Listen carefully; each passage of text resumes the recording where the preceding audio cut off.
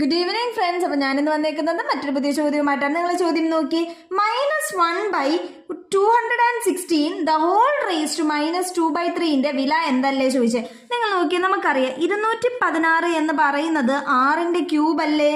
അങ്ങനെയാണെങ്കിൽ -1/216 the whole raise to -2/3 നമുക്ക് എങ്ങനെ എഴുതാം? -1/6 the whole cube the whole raise to -2/3 എന്ന് എഴുതിക്കൂടെ? ഈ മൂന്നും ക്യാൻസൽ ആയില്ലേ കൂട്ടുകാരെ? അപ്പൊ നമുക്ക് എന്ത് വന്നു? -1/6 ദ ഹോൾ റേസ് ടു -2 എന്ന് വന്നില്ലേ?